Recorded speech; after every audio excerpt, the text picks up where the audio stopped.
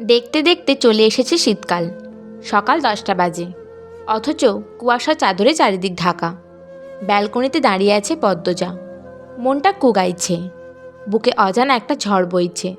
স্থির হয়ে কোথাও দাঁড়াতে পারছে না। ঢাকা আসার পর থেকে নিয়মিত পূর্ণার লেখা চিঠি পেত।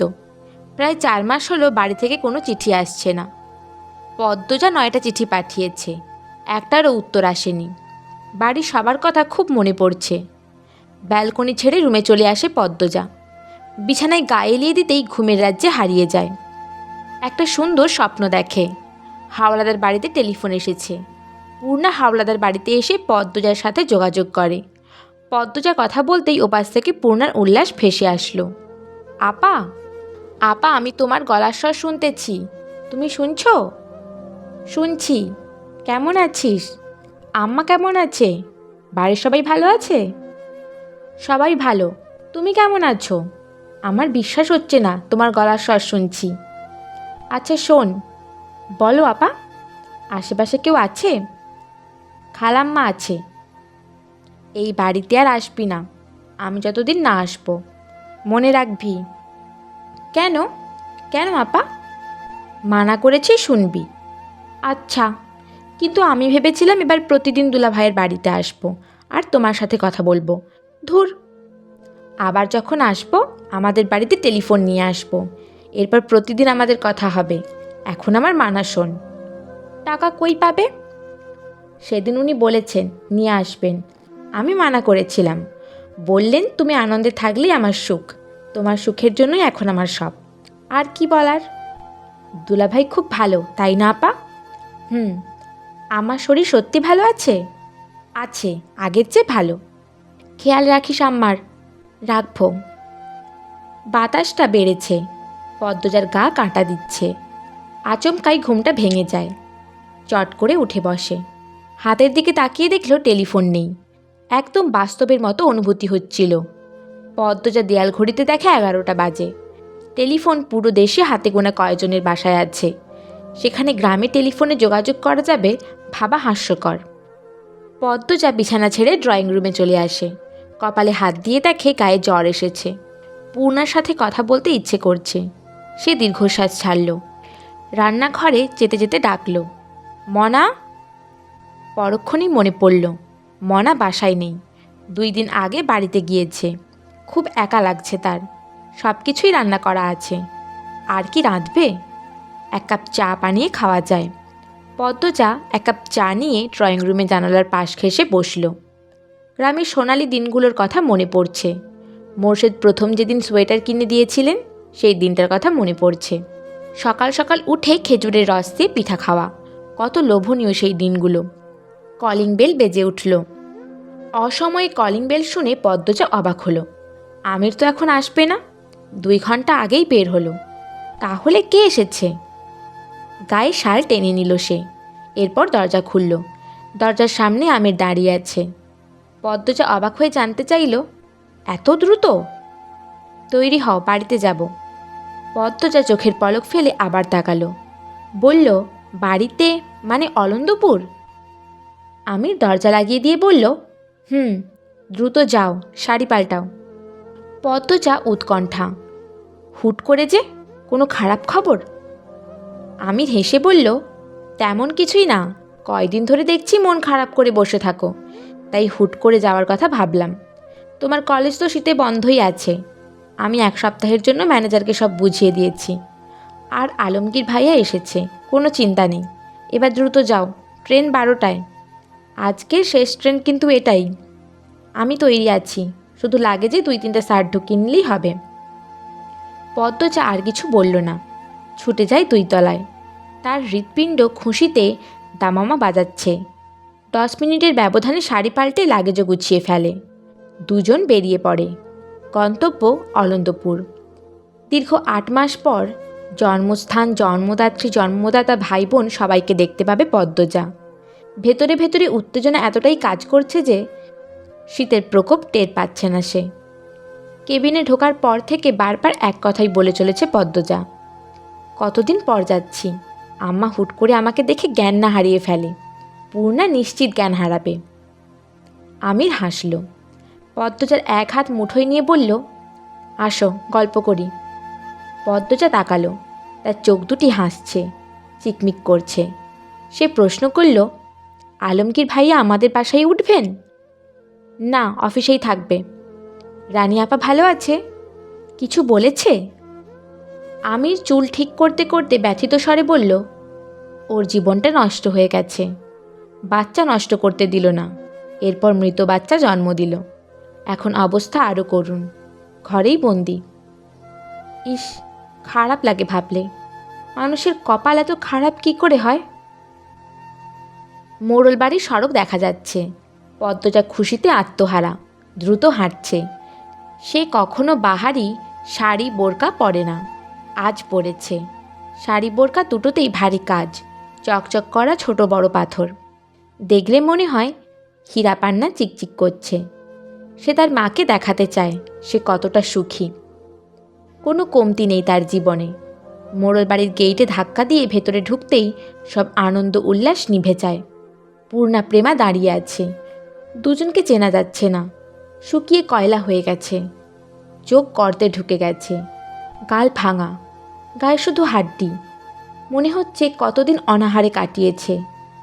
পূর্ণা পদ্মজাকে দেখেই আপা বলে কেঁদে উঠল। ছুটে না এসে মাটিতে দপ করে শব্দ তুলে বসে পড়ল। প্রেমা দৌড়ে এসে পদ্মজাকে জড়িয়ে ধরে, কাঁদতে থাকল। পদ্মজা বাকরুদ্ধ, অজানা আশঙ্কায় গলা শুকিয়ে আসছে। চোখ দুটো খুঁজতে থাকলো মাকে। পদ্মজা আমিরের দিকে তাকালো। আমিরের চোখ অস্থির। পদ্মজা প্রেমার মাথায় হাত বুলিয়ে দিল। আর চোখে দেখে পূর্ণা হাউমাউ করে কাঁদছে। কেন আসছে না ছুটে? কিসের এত কষ্ট ওর? পদ্মজা এগিয়ে আসে, পূর্ণাকে টেনে তুলে ক্ষীণস্বরে বলল, এত শুকিয়েছিস কেন? আম্মা ভালো আছে?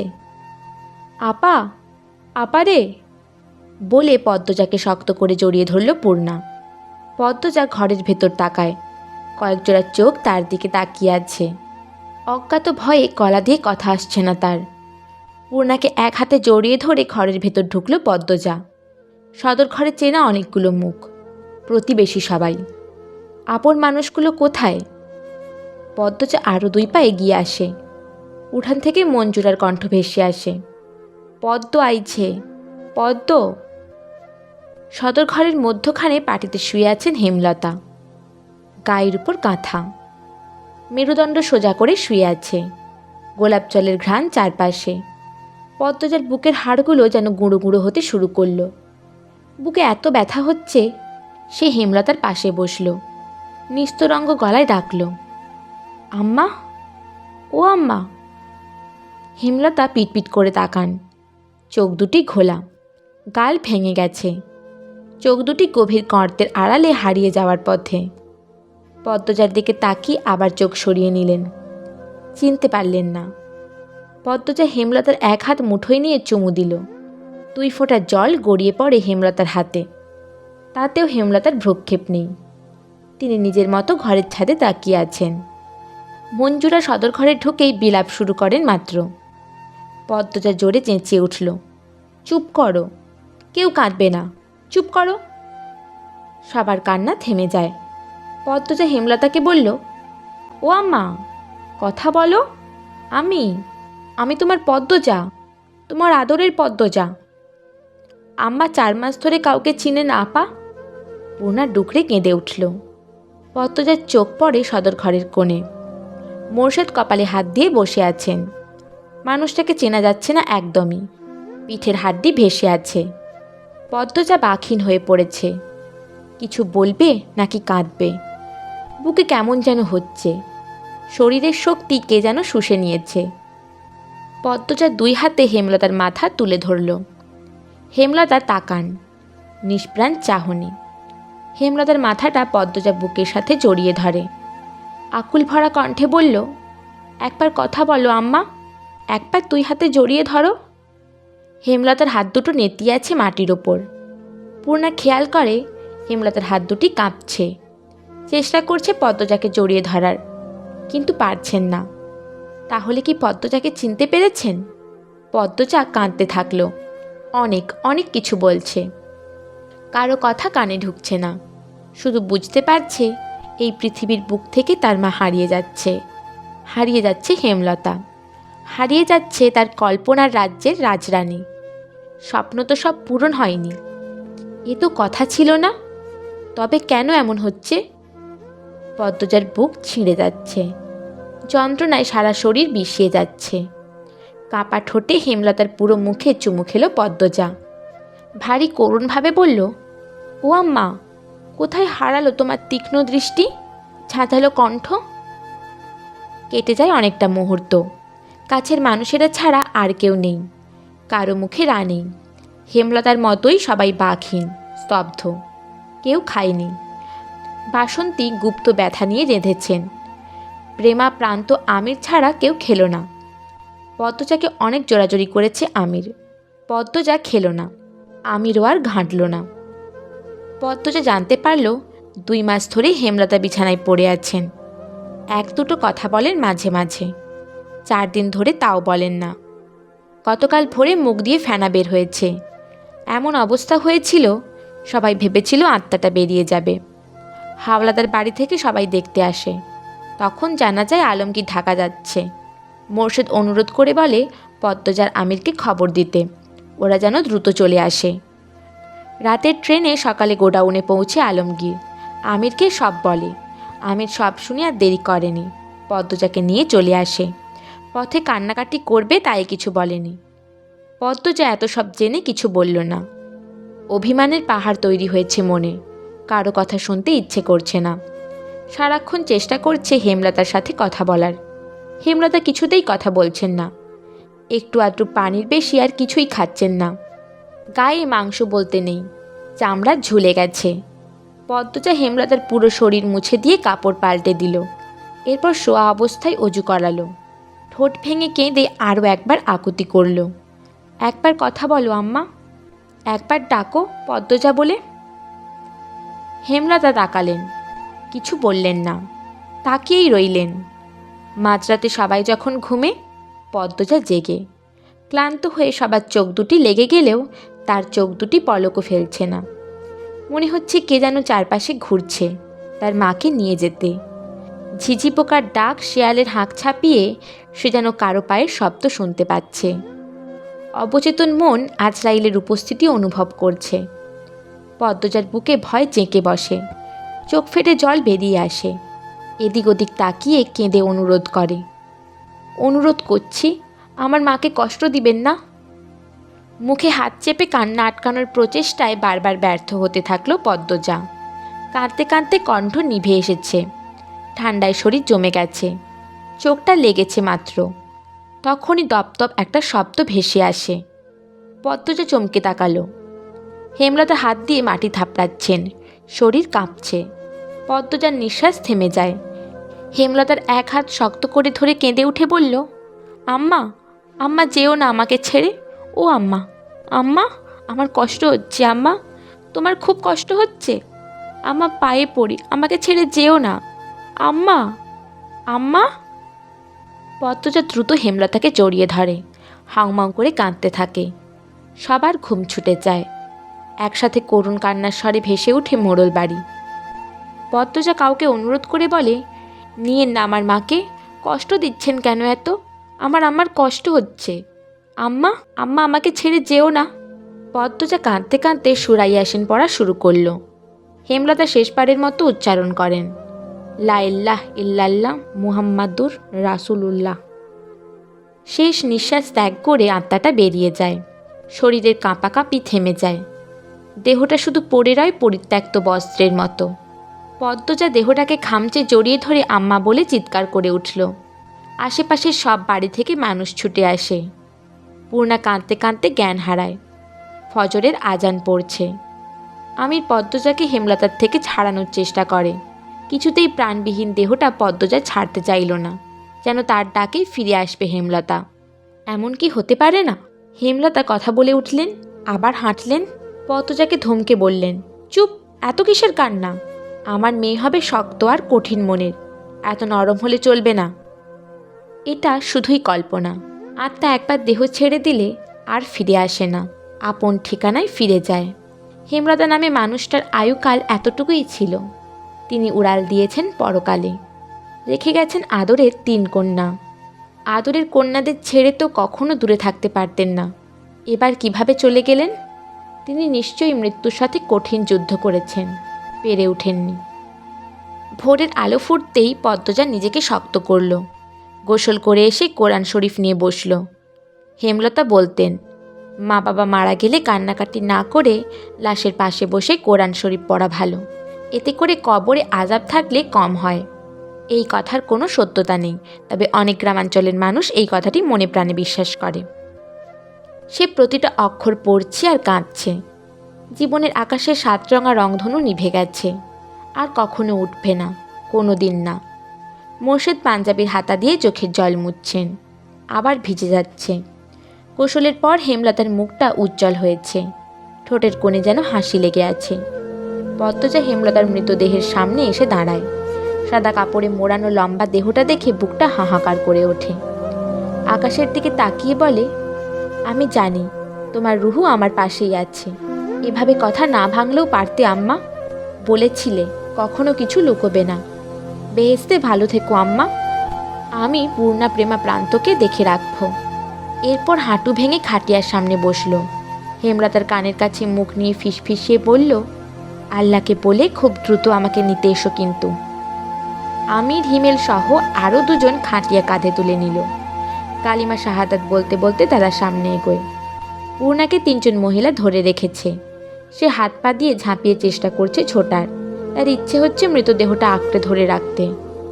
পদ্মজা মাটিতে বসে পড়ে, কি যেন বুক ফুঁড়ে বেরিয়ে যাচ্ছে। আম্মা বলে 2 হাতে মাটি খামচে ধরে, মাটিতে মাথা ঠেকিয়ে বিড়বিড় করে, আমার আম্মাকে কষ্ট দিও না মাটি, একটুও কষ্ট দিও না। আমার আম্মাকে যত্নে রেখো, হীরের টুকরো তোমার বুকে ঘুমোতে যাচ্ছে, কষ্ট দিও না। হাড় কাঁপানোর শীতে কাঁপছে পদ্মজা। সন্ধে থেকে খুব ঠান্ডা পড়েছে। এক কাপড়ে মাটিতে মা একা আছে ভেবে পদ্মজার অশান্তি হচ্ছিল। তাই কম্বল নিয়ে রাতের বেলা ছুটে আসে মায়ের কবরে। সদ্য হওয়া কবরের কাঁচা মাটির ঘ্রাণ আসছে। পদ্মজা কম্বল দিয়ে মায়ের কবর ঢেকে দিল। এরপর 2 হাতে জড়িয়ে ধরে কাঁদতে কাঁদতে বলল, আম্মা, মনে আছে তোমার, যখন আমি ছোট অনেক, আব্বা আমার গায়ের কম্বল নিয়ে গিয়েছিল, তখন তুমি তোমার শাড়ির আঁচল দিয়ে সারা রাত আমাকে জড়িয়ে ধরে রেখেছিলে, মনে আছে? আমাকে কেন সেই সুযোগ দিলে না? কেন বললে না তুমি মরণ রোগে আক্রান্ত? আমার জীবনে অভিশপ্ত আক্ষেপ কেন দিয়ে গেলে আম্মা? কেন পেলাম না আমার মাকে সন্তানের মতো আদর করার সুযোগ? কোন দোষে আমার সঙ্গ তুমি নিলে না? মৃত্যুর আগে নিজের মেয়ের সাথে এত বড় অনাচার করে গেলে আম্মা, বিশ্বাসঘাতকতা করলে। আমি তো তোমাকে অন্ধের মতো বিশ্বাস করতাম, কখনো কোনো বিষয়ে জোর করিনি, জোর করে জানতে চাইনি। আমি বিশ্বাস করতাম তুমি সব বলবে আমায়। তুমি নিজে আমাকে বারবার বলেছ তোমার জীবনের 1 বিন্দু অংশ থাকবে না যা আমাকে বলবে না। তবে কেন সেই কথা রাখতে পারলে না? আমার কষ্ট হচ্ছে আম্মা, তুমি অনুভব করছো? আমি তোমার বুকে শুয়ে অভিযোগ তুলছি, তুমি আমার সাথে বিশ্বাসঘাতকতা করেছ, আমার কাছ থেকে কেড়ে নিয়েছ 10 মাস। তুমি পারতে আমাকে বলতে, তুমি পারতে আমাকে বিয়ে না দিয়ে নিজের কাছে রাখতে, তুমি পারতে আমাকে আরও 10 মাস আমার মায়ের সঙ্গ দিতে। আমি এত আক্ষেপ নিয়ে কি করে বাঁচবো আম্মা? কয়েকটা শেয়াল দূরে দাঁড়িয়ে আছে। মাঝরাতে কবরে ঝাঁপিয়ে পড়ে কেউ কাঁদতে পারে এমন হয়তো কখনো দেখেনি তারা।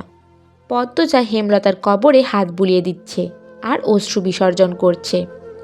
আত্মহত্যা পাপ না হলে হয়তো এই পথই বেছে নিত সে। মোর্শেদ আমির টর্চ নিয়ে পদ্মজাকে খুঁজতে খুঁজতে কবরে আসে।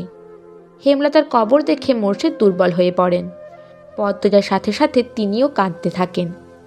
আমিরের সপ্তভাণ্ডারে সান্ত্বনা মজুদ নেই। সে সাহস করতে পারল না কথা বলার। কান্না থামিয়ে পদ্মজা মুখস্থ সূরা ইয়াসিন পড়তে থাকল। সে চায় না তার মায়ের বিন্দুমাত্র কষ্ট হোক কবরে। সন্তানের আমল নাকি পারে মৃত মা বাবার শাস্তি কমাতে। যদি কোনো পাপের শাস্তি হেমলতার আমল নামায় থেকে থাকে, তা যেন মুছে যায় পদ্মজার কণ্ঠের মধুর স্বরে। ধীরে ধীরে পদ্মজার কণ্ঠ কমে আসে, ঠান্ডায় জমে যায়, চোখের মনির রং পাল্টে যায়। আমি দ্রুত পদ্মজাকে কোলে তুলে নিল। এরপর মোর্শেদকে বুঝিয়ে শুনিয়ে বাড়িতে নিয়ে আসে। হেমলতা পড়ে রইলেন একা একা। শিয়ালগুলি একসাথে চেঁচিয়ে উঠল, মৃত্যুর মতো সত্য আর নেই, জন্মালে মৃত্যুর স্বাদ উপভোগ করতেই হবে। হেমলতার ঘরে পদ্মজার পূর্ণা বসে আছে দরজা বন্ধ করে। পুরো বিছানা জুড়ে হেমলতার পরনের কাপড় চোপড়। এসবই শেষ স্মৃতি। পূর্ণা দুটো শাড়ি বুকের সাথে জড়িয়ে ধরে থেমে থেমে কাঁদছে। পদ্মজা মাটিতে বসে আছে, উস্কো খুস্কো চুল। পূর্ণা আর কাঁদতে পারছে না, বুক ফেটে যাচ্ছে, তবুও শব্দ বেরোচ্ছে না। পদ্মজা হেমলতার চুড়ি দুটো হাতে নিয়ে বলল, আম্মা বলে এখন কাকে ডাকবো? পূর্ণা, আমাদের আম্মা কই গেল? পূর্ণা বিছানা থেকে নেমে আসে, পদ্মজাকে জড়িয়ে ধরে ভাঙা স্বরে বলল, আল্লাহ কেন এমন করলো আপা? আমাদের প্রতি একটুও দয়া হলো না? এই ঘরটায় আর আসবে না আম্মা। আপা, আম্মা আসে না কেন? আপা, আমার শ্বাস নিতে কষ্ট হয়, আমাকে মেরে ফেলো। কাঁদিস না বোন, আমাদের সবার আবার দেখা হবে পরকালে। এরপর আর মৃত্যু নেই, অনন্তকাল একসাথে থাকবো, ঠিক দেখা হবে। পালঙ্কের উপর একটা পুরনো খাতা। পদ্মজা হাত বাড়িয়ে নিল। পূর্ণা এই খাতার প্রতিটি অক্ষর আগেই পড়েছে, তাই আর ঘাঁটল না। সে ক্লান্ত দেহ নিয়ে মাটিতে শুয়ে পড়ে। পদ্মজা খাতার পৃষ্ঠা উল্টায়। আমার আদরের পদ্মজা, আজ 15 দিন তোর বিয়ের। প্রতিটা রাত আমার নির্ঘুম কাটে। পুরো বাড়ি জুড়ে তোর স্মৃতি। স্মৃতিগুলো আমায় বিষে জর্জরিত করে দেয়। মেয়ে হয়ে জন্মালে বিয়ে করে শ্বশুরবাড়ি যেতেই হয়, তবুও মানতে কষ্ট হচ্ছে। আমার মেয়ে সারা জীবনের জন্য অন্যের ঘরে চলে গিয়েছে। বলেছিলাম আমার জীবনের বিন্দুমাত্র অংশ তোর অজানায় রাখবো না। সেই কথা রাখতে আমি লিখতে বসেছি। স্বপ্ন ছিল তোকে অনেক পড়াবো, অনেক অনেক দিন নিজের কাছে রাখবো। কিন্তু মানুষের সব স্বপ্ন কি পূরণ হয়? দীর্ঘ 2 বছর আমার শরীরে বাসা বেঁধেছিল এক রোগ। প্রাথমিক অবস্থায় ছিল, কিন্তু পাত্তা দেইনি। যখন তোর মেট্রিক পরীক্ষার জন্য আকবর ভাইজানের বাড়িতে গেলাম, তখন একজন ভালো ডাক্তারের সাথে আমার দেখা হয়। তিনি আকবর ভাইজানের বন্ধু। দেখা করতে এসেছিলেন। তখন তুই পরীক্ষা কেন্দ্রে ছিলি। ওনার নাম আসাদুল জামান, বিলেত ফেরত ডাক্তার। কথায় কথায় আমার সমস্যাগুলোর কথা বলি। তিনি খালি চোখে আমাকে দেখেন, কিছু প্রশ্ন করেন, ওনার ধারণা জানান আমি পার্কিনসন্স ডিজিজ নামক প্রাণঘাতী রোগে আক্রান্ত, যার 80% লক্ষণ আমার সাথে মিলে যায়। তিনি দ্রুত আমাকে পরীক্ষা করতে বলেন। এই রোগের চিকিৎসা তো দূরে থাক, দেশে এই রোগ পরীক্ষার কেন্দ্র হাতে গোনা 1-2 আছে। সেদিনটা আমার জীবনের বড় ধাক্কা ছিল।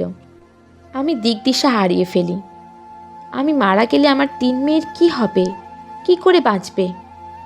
ভয়ানক এই রোগ নিয়ে তোর সামনে হাসতে আমার ভীষণ কষ্ট হতো, তবুও হাসতে হতো। মুহিব খুব ভালো ছেলে, তাই তাদের প্রস্তাব ফিরিয়ে দেইনি। আমি মারা যাওয়ার আগে তোর ভবিষ্যৎ নিশ্চিত করতে চেয়েছিলাম। বিয়ে ঠিক করে ফিরে আসি গ্রামে। প্রতিটা দিন, প্রতিটা মুহূর্ত অসহনীয় যন্ত্রণায় কাটতে থাকে। আসাদুল জামান ঢাকার এক হাসপাতালের নাম লিখে দিয়েছিলেন, যেখানে এই রোগের পরীক্ষা করা হয়। 100% নিশ্চিত হওয়ার জন্য পরীক্ষা করানোটা জরুরি। তার জন্য কেউ একজনকে দরকার পাশে। তোর আব্বাকে সব বলি। সব শুনে তোর আব্বা হাউমাউ করে বাচ্চাদের মতো কেঁদেছে। আল্লাহর উপর ভরসা রেখে চলে যাই ঢাকা।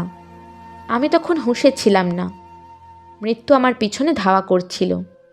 তাই মাথায় আসেনি আমি না থাকলে আমার মেয়েদের কোনো ক্ষতি হতে পারে। ঢাকা যাওয়ার পথে আল্লাহর কাছে আকুতি করি, যেন পরীক্ষায় কিছু ধরা না পড়ে, বিয়েটা ভেঙে দিতে পারি, আর আমার মেয়েদেরকে নিয়ে আরও কয়েকটা বছর বাঁচতে পারি। কিন্তু আল্লাহ শুনলেন না। তিনি দয়া করলেন না মা। জানতে পারি আমার হাতে সময় কম, এ রোগের নিরাময় নেই। যে কোনো বছরে যে কোনো মুহূর্তে মারা যেতে পারি। এই কথা শোনা আমার পক্ষে সহজ ছিল না। ভেঙে গুড়িয়ে গিয়েছিলাম, কিন্তু তোদের কথা মনে পড়তেই আবার নিজেকে শক্ত করে নিয়েছি। যতদিন বাঁচব শক্ত হয়ে বাঁচব, তোর জীবন গুছিয়ে দিয়ে যাব। আমি পেরেছি। তোর বিয়ে হয়েছে ভালো ছেলের সাথে, সুখে আছিস, এই তো শান্তি। আমার ভাবতে কষ্ট হয় একদিন তোকে, তোদের সবাইকে আমি ভুলে যাব। এখন তো কথা ভুলে যাই, তখন নিজের নারী ছেঁড়া সন্তানদের মুখও অচেনা হয়ে যাবে। কি নির্মম, তাই না মা? তুই ঢাকা চলে গিয়েছিস অনেক দিন হলো। আমার মনে হচ্ছে আমাদের আর দেখা হবে না। আমার শরীরের অবস্থা ভালো না। আজ নাকি প্রান্তকে চিনতে পারিনি আমি। বেশ অনেকক্ষণ ওর চেহারাটা আমার অচেনা লেগেছে। কি অদ্ভুত, ভুলে গিয়ে আবার মনে পড়ে। হাত, পা, মাথা, মুখের থুতনি, চোয়াল মাঝে মাঝে খুব কাঁপে। ধীরে ধীরে শরীরের ভারসাম্য একদম নষ্ট হয়ে যাচ্ছে। লাহারি ঘরে গিয়েছিলাম, হুট করে চৌকির উপর থেকে পড়ে গিয়েছি। পূর্ণার সে কি কান্না! মেয়েটা খুব কাঁদুনে হয়েছে। একদমই হাঁটতে ইচ্ছে করে না, শক্তি কুলোয় না। তোর কথা খুব মনে পড়ে। বৃদ্ধ হয়ে তোর শরীরে ভর দিয়ে হাঁটার ইচ্ছে ছিল মনে। পেটের চামড়ায় ফোসকার মতো কি যেন হয়েছে, চুলকায়, ব্যথা করে, রাতে ঘুম হয় না যন্ত্রণায়। তোর আব্বা আমার অশান্তি দেখে ঘুমাতে পারে না। বাসন্তী আপা সব জানে। মানুষটা অনেক ভালো, ভুল তো সবাই করে। এমন কেউ আছে যে জীবনে ভুল করেনি? বাসন্তী আপা রান্না নাকি অনেক মজার হয়, খুব ভালো ঘ্রাণ হয়। প্রান্তপ্রেমা সারাক্ষণই বলে, কিন্তু আমি সেই ঘ্রাণ পাই না। ঘ্রাণ শক্তিটাও লুপ্ত হয়ে গেছে। কয়দিন ধরে টয়লেটও হচ্ছে না, খাবার গিলতে পারি না। কোন পাপে এমন করুণ দশা হলো আমার? বোধহয় আর শক্তি পাবো না লেখার। পুরনো সব কিছু স্থায়ীভাবে ভুলতে আর কতক্ষণ? সব লক্ষণ তো জেঁকেই বসেছে শরীরে। বাকি শুধু দুনিয়াটাকে ভুলে যাওয়া। আজ সারা রাত জেগে আরও কিছু কথা লিখতে চাই। সেদিন আমি জলিল আর মজনুর ছেলেকে খুন করেছি। ছহিদ তার আগেই খুন হয়ে গিয়েছিল। আটপাড়ার বড় বিলের হাওড়ের টিনের ঘরে ওরা তিনজন সবসময় জুয়া খেলে, গাঁজা খায়। সেদিনও গাঁজা খেয়ে পড়েছিল। গিয়ে দেখি ছহিদের লাশ এক কোণে পড়ে আছে। তা হাতে দাঁড়িয়ে আছে তোর দেবর রিদওয়ান। ও আমাকে দেখে পালিয়ে যায়। এরকম দৃশ্য দেখে অপ্রস্তুত হয়ে পড়ি, তবুও থেমে থাকিনি। ঘুমন্ত জলিল আর মজনুর ছেলেকে বেঁধে বাকিটুকু বললাম না। শুধু এইটুকু বলবো, আমি যখন জলিল আর মজনুর ছেলেকে কোপাচ্ছিলাম তখন রিদওয়ান ঘরের একপাশে লুকিয়েছিল। সে সব দেখেছে। আমি বের হতেই সে উল্টো দিকে হাঁটা শুরু করে। আজও জানতে পারিনি সে কেন ছহিদকে খুন করেছে। তুই ঢাকা চলে গিয়েছিস ভেবে শান্তি লাগছে। রিদওয়ান ভয়ঙ্কর মানুষ, তার খুন করার হাত বলছে। এটা তার প্রথম খুন নয়। সাবধানে থাকবি, আমিরকে সাবধানে রাখবি। তোর শাশুড়িকে কাঁদতে দেখেছি, উনাকে আপন করে রাখবি। আর লেখা যাচ্ছে না, হাত কাঁপছে, কেমন ঝাপসা হয়ে আসছে চারিদিক। এই খাতাটা প্রান্তের, লুকিয়ে নিয়ে এসেছি। আমার সব শাড়ির সাথে ট্রাঙ্কের ভেতর যত্নে রাখছি। আমার অনুপস্থিতিতে যখন পড়বি কাঁদবি না একদম। জীবনে বড় হবি। আমি না থাকলে মৃত্যুর কামনা করবি না, এটাও এক ধরনের পাপ। আল্লাহ যখন ইচ্ছে হবে মৃত্যু দিবেন। তিনি যে কারণে সৃষ্টি করেছেন তা পূরণ হলেই মৃত্যু ধেয়ে আসবে। শুধু মৃত্যুর কথা স্মরণ রাখবি। কোরআনের পথে চলবি। কোনো পাপে জড়াবি না, অন্যায়কে প্রশ্রয় দিবি না। আমাদের আবার দেখা হবে, আমার মায়ের সাথে আবার দেখা হবে। তুই তো আমার মা, আমার পদ্মজা, আমার 7 রাজার ধন, আমার 3 কন্যা, আমার অহংকার, আমার বেহেশত। ভালো থাকবি, খুব ভালো থাকবি। মা কিন্তু দেখবে, কান্নাকাটি করতে দেখলে ওপারে আমি শান্তি পাবো না, তাই কাঁদবি না। আল্লাহ হাফেজ। পড়া শেষ হতেই খাতাটা বুকের সাথে জড়িয়ে ধরে পদ্মজা। হাত পা ছুঁড়ে আম্মা আম্মা বলে কাঁদতে থাকে। তার আর্তনাদে চারিদিক স্তব্ধ হয়ে যায়। পদ্মজার মাথার ছায়া এভাবেই হারিয়ে যায়। পদ্মজা কি হয়ে উঠতে পারে নিজের ছায়া নিজে? পারবে ভাই বোনদের আগলে রাখতে, বাকি রহস্যের কিনারায় পৌঁছাতে? সব প্রশ্নের উত্তর আছে এই উপন্যাসটির 2য় খণ্ডে।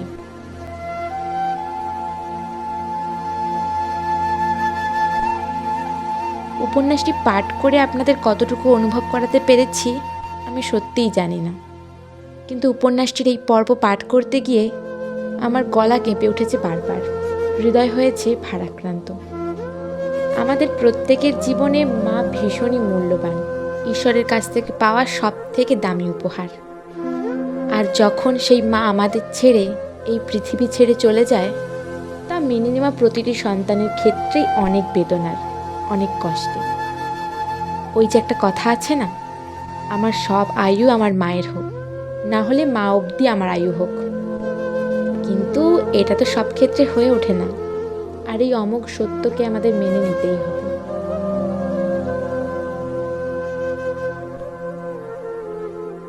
খুব দ্রুত নিয়ে আসবো আমি পদ্মজা উপন্যাসটির পরবর্তী খণ্ড। ভালো থাকবেন, সুস্থ থাকবেন, নিজের দায়িত্ব নিজের। ধর্ষণের হাত থেকে বাঁচার জন্য হেমলতা হয়ে উঠুন।